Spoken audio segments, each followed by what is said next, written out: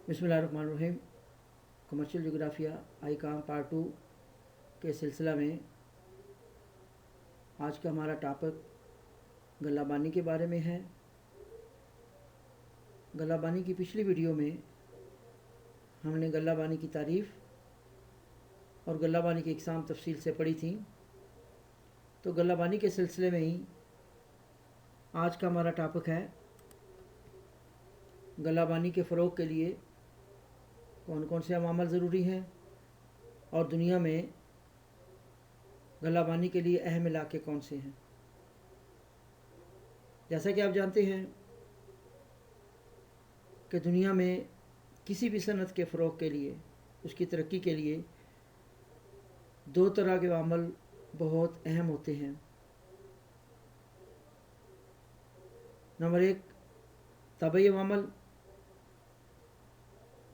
Number दो गैर तबई या मुआशी अवामल। गल्लाबानी की सनत के फ़रोग़ के लिए तबई अवामल नहायत अहमियत के हमल हैं, क्योंकि इस सनत का ज़्यादातर दारोमदार इन्हीं तबई अवामल पर होता है। जिस मुल्क में ये तबई अवामल अच्छे होंगे वहाँ पर गल्लाबानी अच्छी होगी।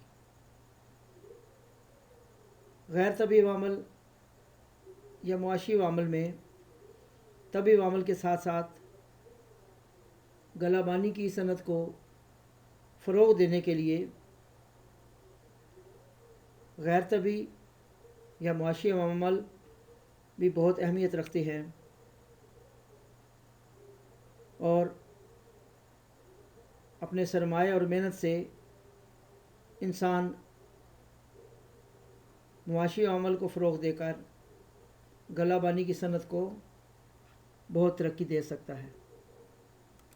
तो आइए देखते हैं कि गल्लाबानी के फ़रोग़ के लिए मौजू अवामल कौन से हैं। अगर तबई अवामल देखे जाएँ तो उसमें ज़मीनी खदोखाल, आबो हवा, चरागाहें और इलाके शामिल हैं जो कुदरत की तरफ से अल्लाह ताला ने ज़मीन पर दिए हैं। और गैर तबई या मुआशी अवामल में जो इंसान अपने रुपए पैसे और सरमाए से करता है उसमें ज़राए मवासलात या ज़राए आमदोरफ़्त हैं, जदीद मवेशी मंडियाँ हैं और हुकूमत की सरपरस्ती है, हुकूमत की पॉलिसियाँ हैं और दुनिया में मजहबी त्यौहार मनाए जाते हैं। तो अब हम इनको तफसीलन देखते हैं। नंबर एक है ज़मीनी खदोखाल। अल्लाह ताला ने ज़मीन पर बेशुमार ख़जाने दिए हैं और गल्लाबानी के फ़रोग़ के लिए तबई खदोखाल बहुत अहमियत के हमल है। ज़मीन की सतह की नोयत कैसी है उसके मुताबिक गल्लाबानी की जाती है। मसलन पहाड़ी इलाकों में ज़्यादातर भेड़ बकरियां पाली जाती हैं, जबकि सहराई और रेगिस्तानी इलाकों में ऊँट और घोड़े पाले जाते हैं। तो ज़मीन की साख्त और खदोखाल गल्लाबानी के फ़रोग़ के लिए बहुत अहम है। नंबर दो है आबो हवा। ऐसे इलाके जहाँ पर दर्जा हरारत और आबो हवा अच्छी होगी, बारिश की मक़दार मुनासिब होगी, हवा का दबाव सही होगा, वहाँ पर गल्लाबानी बहुत फ़रोग़ पाती है। जिन इलाकों में आबो हवा अच्छी होगी वहाँ मवेशी सेहतमंद होते हैं और अगर मवेशी सेहतमंद होंगे तो उनसे ज़्यादा दूध लिया जा सकता है, उनका गोश्त ज़्यादा हासिल किया जा सकता है। नंबर तीन है चरागाहें। दुनिया में वो इलाके जहाँ बड़े बड़े घास के मैदान हैं وہاں پر گلہ بانی بہت اچھی ہوتی ہے۔ جن علاقوں میں قدرتی چراگاہیں ہوں گی ان علاقوں میں مویشی کو خوراک زیادہ ملے گی، آسانی سے دستیاب ہوگی، تو وہاں گلہ بانی فروغ پائے گی۔ جیسا کہ بر اعظم شمالی امریکہ میں دنیا کے مشہور پریری کے گھاس کے میدان ہیں، سینٹرل ایشیا میں رشیا کے علاقوں میں سٹیپ کے گھاس کے میدان ہیں، اور ان علاقوں میں قدرتی نباتات اور خودرو گھاس بہت زیادہ تعداد میں ہوتی ہے، جن سے مویشی اپنی خوراک حاصل کرتے ہیں، اور اچھی خوراک کی وجہ سے زیادہ دودھ حاصل ہوتا ہے اور زیادہ گوشت حاصل ہوتا ہے۔ نمبر 4 ہے علاقے، کہ ایسے علاقے جہاں صنعتیں زیادہ ہوں گی، فیکٹریاں زیادہ ہوں گی، گنجان آباد علاقے زیادہ ہوں گے، آبادی زیادہ ہوگی، وہاں پر گلہ بانی فروغ نہیں پا سکتی۔ وہاں پہ جانوروں کے لیے، مویشیوں کے لیے بہت سے مسائل ہوتے ہیں، وہاں پہ چراگاہیں نہیں ہوتی ہیں، کھلا میدان نہیں ہوتے ہیں، پانی صحیح نہیں ملتا ہے۔ وہ علاقے جو کم گنجان آباد ہوں گے، جہاں گھاس کے میدان بڑے بڑے ہوں گے، جانوروں کو کھلا گھومنے کے لیے صحیح جگہ ملے گی، تو ایسے علاقے جو ہیں گلہ بانی کے لیے بہت موزوں رہتے ہیں، وہاں گلہ بانی زیادہ فروغ پاتی ہے۔ اس کے بعد آ جاتا ہے ذرائع آمد و رفت یا ذرائع مواصلات، ذرائع نقل و حمل۔ کسی بھی صنعت کے فروغ کے لیے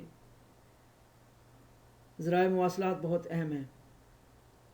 اگر ذرائع مواصلات تیز ترین ہوں گے، جدید ترین ہوں گے، سڑکیں اچھی ہوں گی، تو ان علاقوں میں مویشیوں کی خوراک اور ان کی ادویات آسانی سے پہنچائی جا سکتی ہیں، اور جانوروں کو منڈیوں میں لا کر آسانی سے فروخت کیا جا سکتا ہے۔ تو ذرائع نقل و حمل بھی گلہ بانی کے فروغ کے لیے بہت ضروری ہیں۔ نیکسٹ ہے معاشی منڈیاں۔ کسی بھی صنعت کے فروغ کے لیے، زراعت کے فروغ کے لیے منڈیوں کی بڑی اہمیت ہے۔ جس علاقے میں جدید منڈیاں ہوں گی وہاں پر مویشیوں کو لا کر آسانی سے فروخت کیا جا سکتا ہے۔ منڈیوں کے اندر مویشیوں کی سہولتیں فراہم ہوں گی، ڈاکٹر میسر ہوں گے اور دیگر سہولتیں ہوں گی، اور شہروں کے نزدیک منڈیاں بنائی جائیں گی، شہروں کے اندر مویشی منڈیاں بنائی جائیں گی، تو گلہ بانی بہت فروغ پائے گی۔ اس کے بعد ہے حکومتی سرپرستی اور حکومتی پالیسیاں۔ کسی ملک میں کسی بھی صنعت کے فروغ کے لیے جب تک حکومت کی سرپرستی نہیں ہوگی، حکومت ان کا خیال نہیں رکھے گی، حکومت ان کو سہولتیں فراہم نہیں کرے گی، ان کے لیے اچھی پالیسیاں نہیں بنائے گی، ان پر پابندیاں نہیں ہوں گی، تو وہاں پر وہ صنعتیں بہت فروغ پاتی ہیں۔ گلہ بانی کے لیے بھی ضروری ہے کہ حکومتی سرپرستی حاصل ہو اور حکومتی پالیسیاں اچھے طریقے سے بنائی جائیں۔ اور آخری ہے مذہبی تہوار۔ دنیا میں بہت سے مذہبی تہوار منائے جاتے ہیں، اور اس موقع پر بہت سے کھانے پکائے جاتے ہیں، اور اس میں گوشت کا استعمال بہت ہوتا ہے۔ جیسا کہ اسلامی ممالک میں ہر سال عید قربان کے موقع پر لاکھوں کی تعداد میں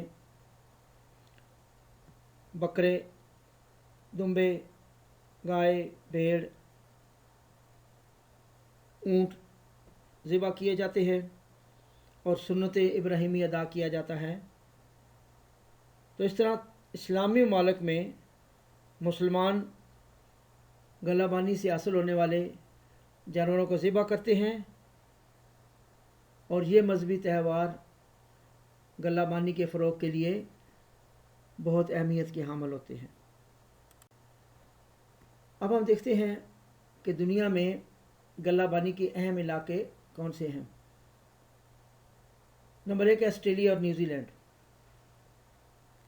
آسٹریلیا اور نیوزی لینڈ میں بہت بڑے بڑے گھاس کے وسیع میدان ہیں اور یہاں کے زیادہ تر لوگوں کا پیشہ غلہ بانی ہے۔ آسٹریلیا اور نیوزی لینڈ میں بھیڑیں بہت اعلیٰ نسل کی پالی جاتی ہیں، اس میں زیادہ تر مرینو نسل کی بھیڑیں ہوتی ہیں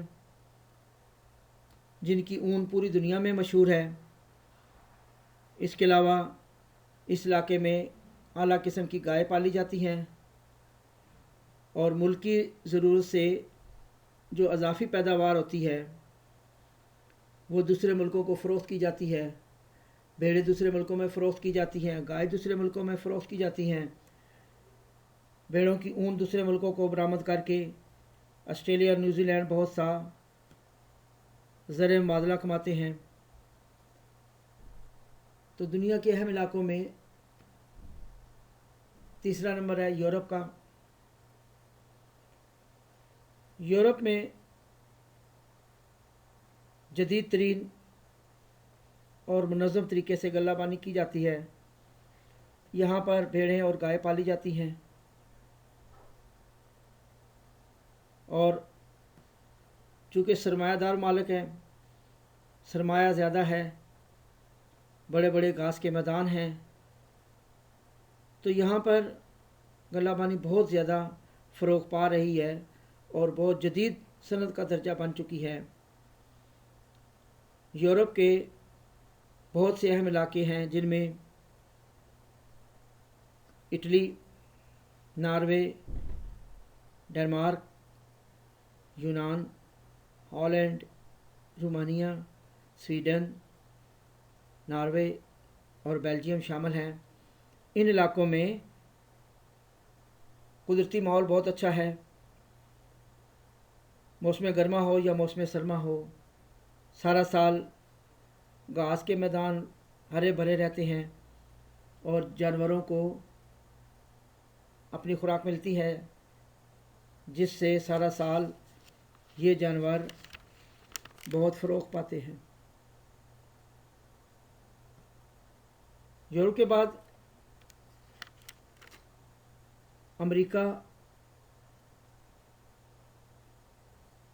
امریکہ میں بھی جدید